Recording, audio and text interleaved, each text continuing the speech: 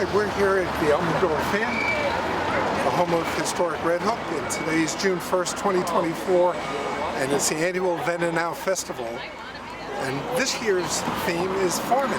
We're going to talk to some of the folks and see some of the exhibits here.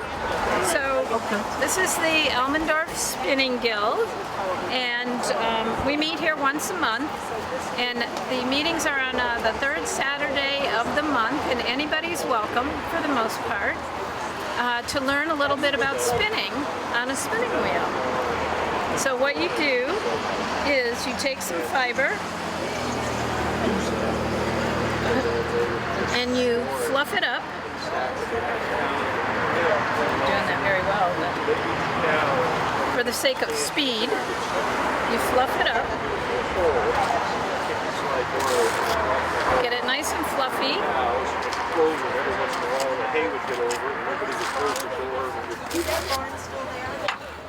Like that. And it'll end up looking like this. And then the machine does the work. All you have to do is a little treadle. Hello, how are you? And the twist is what holds it together. Then to make yarn,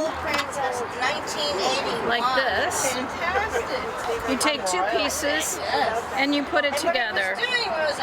And there's a piece of yarn right there. I'm Emily Major, and my company is White Clay Hill Preservation, and we do window restoration. And it's always a treat to be here at the Elmendorf. I have a couple of old windows with me. I like to always, it makes me feel more comfortable to have some old windows with me at all times. So some sample things here. This is a window that is in the process of being restored. It's from about 1795, 1800, and this came out of the Mizzier homestead down in Wappingers. It was in pretty rough shape, and what we do is we go to a site, we take the windows, we take them back to our shop, and strip the paint off and take the old glass out, and then we can make whatever structural repairs need to be made. These didn't actually need any. Then we oil prime them, put the old glass back in, glaze them, paint them, and then take them back to their homes where they'll last for another, 100, 200, 300 years. It's pretty great. And oftentimes what people want is sustainability and efficiency, so we do a lot of mechanical tune-ups as well, where we're putting new weights or finding the weights that have dropped into the pockets so the windows can be counterbalanced. We do some weather stripping. We replace spring bolts. And we also just fix broken glass. So it's nice to be out among other preservation-minded people and, of course, the spinners to enjoy this lovely day. I'm Nathaniel Hedges, and I'm a historic timber framer. I work on typically 18th century or 19th century timber frame structure, mostly Dutch barns being a specialty. We try and do preservation or restoration work in this area generally. We specialize in generally frame repairs, and we use the same techniques that were used by the original builders to re-establish the integrity of these early structures. Hi, welcome. We're the Public Spaces Initiative, Village of Red Hook Committee, and we help share information on pollinator gardens and how to get started with the garden and what plants are native, and just share information on the benefits of bringing in pollinators to your yard and to the village itself. We've done a couple pollinator gardens around the village at different places. One is here at the Elmendorf Inn in the back. So it's a great place to stop by and see what a garden can look like and how to make it in your own house, at your own yard. They're in the second right there. So I'm Olivia Brzee, and I represent the Division for Historic Preservation of the Office of Parks, Recreation, and Historic Preservation. I'm here today to to tell people about our New York State barn tax credit, which is a 25% tax credit against New York State income tax for rehabbing any barn built before 1946. It doesn't have to be National Register listed, just has to be a barn, it has to be built before 1946. So that's 25% tax credit for rehab. So that's why I'm here. I'm presenting here about dry stone walls, talking about how to preserve and rebuild your old dry stone walls and what the actual anatomy of a dry stone wall is, and I can briefly explain to you the anatomy. This would be a freestanding dry stone wall used for agricultural purposes. It starts with the foundation at the bottom, comes up, first lift the larger stone to come up to about your knee. Then you have midway through the wall, you have the true stone tying the two sides of the wall together. The second lift is your smaller stones, and it finishes off on the top with the cope stone acting much like the true stone and bringing the wall back together again. You'll see these walls throughout New England in various conditions, and they often need to have some repair done. And so if you become certified in the dry stone wall, you can go ahead and do a gap repair in these walls, or even rebuild and do some of the more structurally demanding parts of the stone wall. We've got lots of programs going on. Right now, we're part of the Then and Now Festival. We celebrated our 125th birthday this December. And so we've got a wonderful seat in the Octagon House, the Hendricks House. We've been there since the 30s. It's a wonderful place to be. We've got a lot of exciting things happening. The biggest thing, part of the farm event here, is we have a seed library we started. So with your library card, you can come in and check out 10 packets of seeds to plant. And we have everything from flowers to herbs to vegetables and just pretty things too.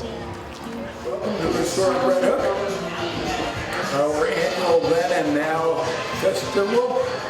We're here at the Green in the Elmendorf Inn in Red Hook, New York, and I am Christopher Close, and this is my sister Deborah. We are one of 6 children, Woody and Virginia Close, who bought our farm, Echo Valley Farm, out east of the village by about a mile, a little more than a mile, in 1943. And they raised 6 kids. Me, my 3 older brothers, our 3 older brothers, and then my 2 sisters, Deborah and Victoria. And this is a display for their radio show, which was called Red Hook 3-1. It ran from 1947 to 1948, about a year and a half, and it was broadcast nationwide over the FM frequency modulation system, MBS, Mutual Broadcasting System, which was then a part of NBC, National Broadcasting Company. And it was a 5-day-a-week, 15-minute a day, husband and wife come to the country and they interview everybody. So it was a taste of country life for then post-war suburbanizing America. So it was broadcast nationally and lasted, we have many recordings, but the one we're featuring today is with a man who lived at then Ward Manor, which is now Bard College, part of Bard College, but was then a retirement community. And this gentleman, Bronco Charlie Miller, who you may see in the photo there, being interviewed by my parents, or our parents, was supposedly the last of the Pony Express riders. And this was 1948, yeah. There's Bronco Charlie, and my parents, Woody and Virginia, and he told them stories about what it was like as a child, as a young kid. We don't know really how old he was, but he supposedly was, when he died 7 years after being interviewed by my parents at Ward Manor. He said he was estimated to be 105. And if he were 105, that would make him about 10 or 11 years of age when he was a Pony Express rider, which is fanciful, but he was probably the best storyteller you would ever find, because whether he was really a Pony Express rider or not, he was a great storyteller. So he made his living in his later years by going around dressed up like this and being interviewed. And so they thought it was a good story. My mother, who was a bit of a wise cracker, said, oh, she and her husband, our father, went along with the gag. So they interviewed Bronco Charlie, but that put Red Hook on the map, this show, Red Hook 3-1. And they were early radio post-war. When our father started as a young man in St. Louis, Missouri, when he went to Washington University out of his hometown of Minneapolis. And he went, and in those days, the newspapers would run advertisements. If you think you have a voice, come in and audition. So he went in and auditioned at KMOX Radio, which is one of the first, most powerful 50,000 watt stations in the country. KVKA in Pittsburgh, WGN, and I think New York, and so he went in, he said, you got a great voice, come be with us and be an announcer. So that's how he started in the radio, and by the late 40s, he had sold his first show idea to the Mutual Broadcasting System, and that's how they got to be on the radio. Then we went and he began to do the Woody and Virginia Close television show beginning in 1949, and that went out locally through the network here in New York City to 1952, and then we segued to Chicago, where our three older brothers and I, with my mother and father, in a test of wit and wills, had a quiz show every week. And the viewers would write in and with various questions that were aimed at, for example, me. Christy, our moderator, would say, well, how do you spell opossum?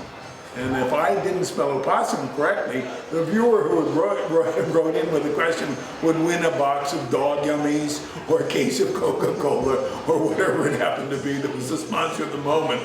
So that was the early television days. It was live television. And as you know, at 23 TV, if I'm not looking at the camera, I'm looking, and the floor director will say, look at the camera with the light on, and then I get back on camera and say, oh, hi. So that was our brief moment in television. It was fun, and I was 7 and 8 years of age, and that was it. Thank God we didn't become the Swiss Family Robinson of television or whatever. So we've been living happily ever after through thick and thin for 82 years now on Echo Valley Farm, or 81 years now. This is our 81st moment.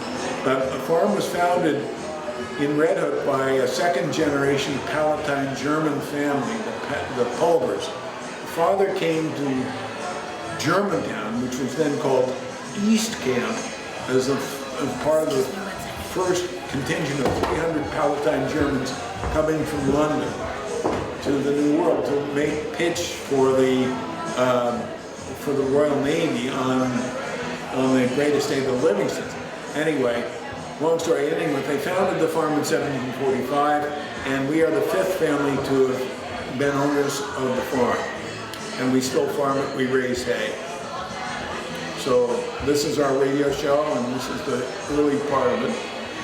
It was transcribed at the farm 15 minutes a day on this large format, 33 1/3 disc RPM. And this is the early technology of broadcast radio. This was then sent by Railway Express to the city the day after the recording and broadcast that morning over national radio through the Mutual Broadcasting System. And what else can I say except showbiz? It was a great fun. We're Cooper Daughter Spirits. We make craft spirits here, all made from local ingredients. We have an orchard nearby. Ideally, soon in the future, all of our ingredients will be raised up from the ground and put right into the bottle. This is Ray Towsey Raw Honey. You'll find our products in most health food stores around here. You can also find us up at Towsey Winery. On Sundays, we do the Rhinebeck Farmers Market. We also have black currant juice we sell by the glass or the jug. Our hives are rented out to local farmers for pollination, so it's all local raw honey. Hey, I'm Ben Shute from Hardy Roots Farm, and this summer we are excited to be offering farm camp for kids entering kindergarten through 6th grade. And we have a farm stand up in the town of Claremont, but we've recently bought some of the land just north of historic Red Hook here in the village of Red Hook, and we're establishing a garden there, and that's where camp will be. We'll have week-long sessions in July and the first week of August.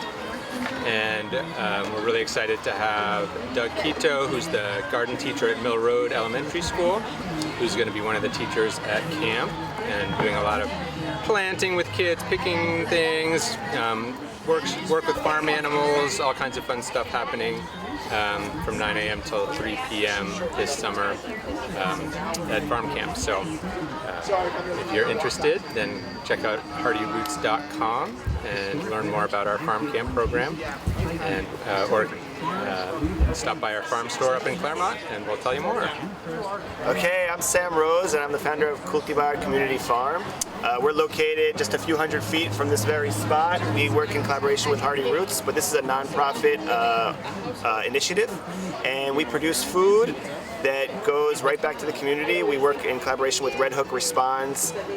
This is fresh, organically produced produce, and they receive it at Red Hook Responds, process it, bring it to the pantries, and it gets to those in need in our community. We also offer workshops open to the community on organic gardening. We have groups of children that come. We offer internships. We work directly with BARD and with the Red Hook Community Center, so we're working with college students and high school students, just giving them experience working on a farm and learning where their food comes from and the process that it goes through to get from the ground to your plate. So we look forward to engaging with the community, and we're excited to be located where we are and working alongside Hardy Roots. Okay, my name is Ron Harizny. I'm a volunteer for Red Hook Responds, and we are here today showing our veggie tables and our local food exchange information, and kind of giving the public a report that we did 8,483 meals to local residents last year, those people that are food needy, and we continue to do that, and we're looking for ways to serve the community in the future. So if anyone has suggestions or is willing to volunteer or donate, come on by. Okay, this device is called a Ruggle, and it has a very specific use. Another term for it is wheel drag. So with the old wooden wagons, they're being pulled either by horses or by oxen, and now you're going downhill. The wagon can actually start to push the horses, in other words, especially if it has the load on. So this is put under the wheel. The wood wheel goes right in this slot, and it creates a drag, okay, slowing down the wagon so it doesn't actually run over the horses. So these are pretty neat.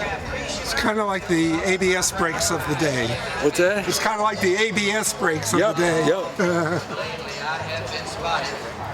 Okay. This unit is called a gambrel, and a chain or a rope goes here. The livestock that is to be butchered, they make a cut in the leg tendon and put this through each of the back legs and hang could be a cow, could be a pig, a goat, hang it upside down for skinning and butchering, okay? Called a gambrel.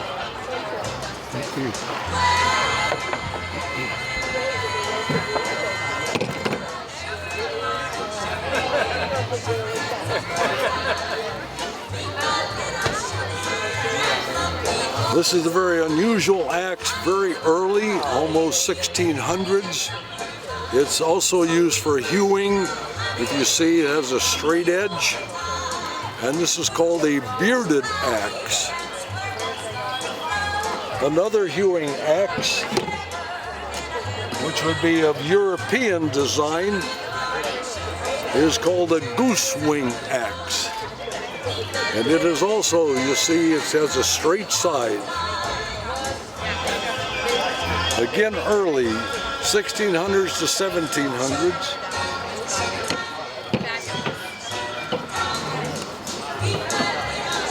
And this is what we call the American broad axe.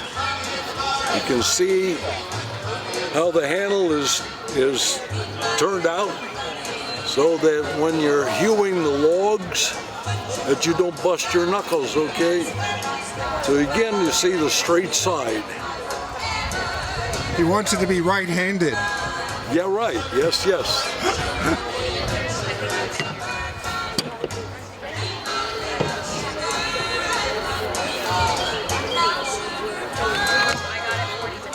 This is also a very unique tool. It's called a jigger. It's a combination of a draw knife. Okay, so a draw knife is used like this if you're going to make wood pins, all right, for the barn beams. You have a holder and you work the pin down with the draw knife. This is a combination tool. This edge is sharp. This is called a scorp. So this you can cut a groove in the wood. So you can use it as a draw knife or as a scorp. If you look carefully, it's hand forged out of an old file, and then they actually use the ends of a cow horn as the handle. I've never seen another one, not even in a museum, so this is quite a rare piece here.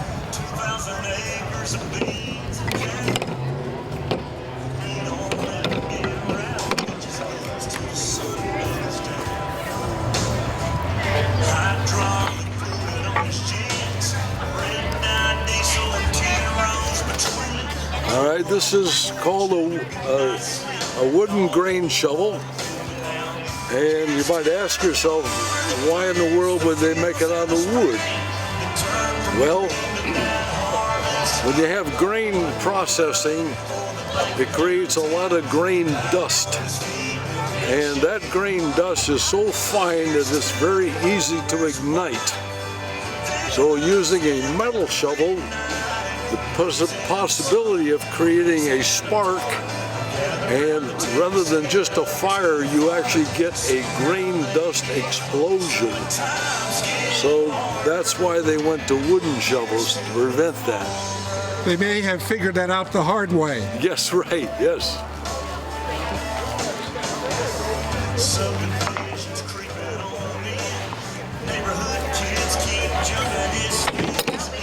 This tool is pretty specific to this area. The Catskill Mountains have a lot of hemlock trees, and a lot of the construction, the early construction here in the valley, including the giant ice houses that were up and down the Hudson River, were logged and cut out of hemlock. But hemlock had a second use, and that is the bark was removed and boiled for tannic acid to tan skins. So you see this little kind of like a knife edge. You would cut the bark down the length of the tree, and the rest is referred to as a barking spud. But you get under the bark and you peel the bark off so that you have a dual use for those trees. tannic acid, and construction. And there were quite a few tanneries in the Hudson Valley, weren't there? Yes, in fact, of course, just west of Albany is a town by the name of Tannersville.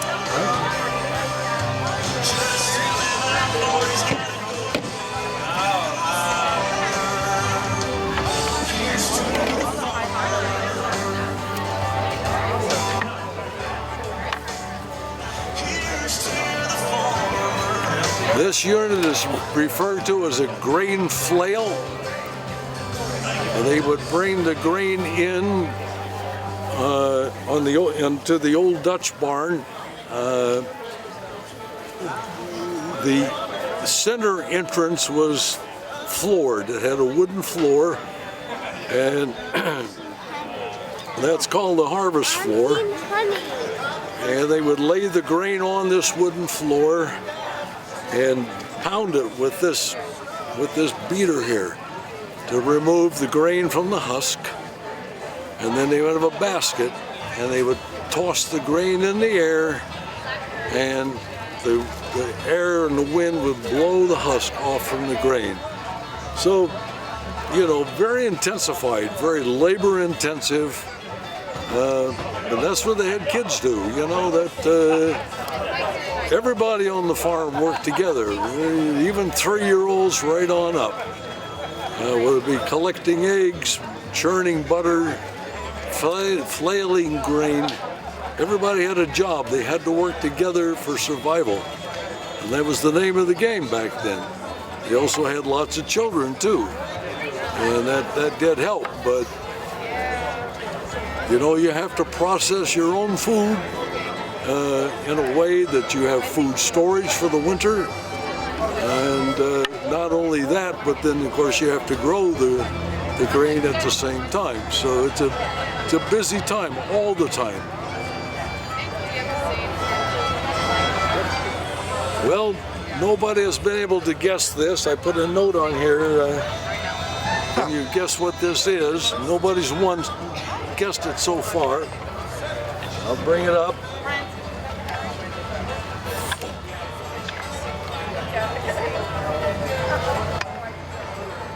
No, it's not to clip your toenails. This is to cut the horns off of the cows. Yeah, big horn chopper. Well, it definitely reminded me of kind of the clopper that we use today, but the fact that, yeah, it made sense that something is going through that diamond that opens up and you pull it apart. As one of our guests said today, well, that may be all right after you cut one horn, but you're not going to be too happy when you go after the second horn. Well, this looks like an unusual, simple tool, but believe it or not, it's really effective. First of all, these are called cut nails. They were made between 1800 and 1900. You can see the kind of a big square head. But nails were very valuable, very expensive, and you know, they didn't waste nails. Even early on, when the building burned down, they actually had like a little metal rake with a handle about this, and they would actually rake through the coals, the charcoal and everything, to find those nails again and save them. So, believe it or not, this is a nail puller. So this thing is the knocker, and knocks it down, and these little teeth will grab around that right through the wood, and then this creates the fulcrum, okay, or the leverage. And it really works. It works really well. I've used it many times. Quite the invention, actually, for the period of time. This would be a chisel. You would use a hammer here on this to do its work. This is called a slick, S-L-I-C-K, and it's never hammered. It's only used by hand like this to peel away maybe bark or shape a wood beam.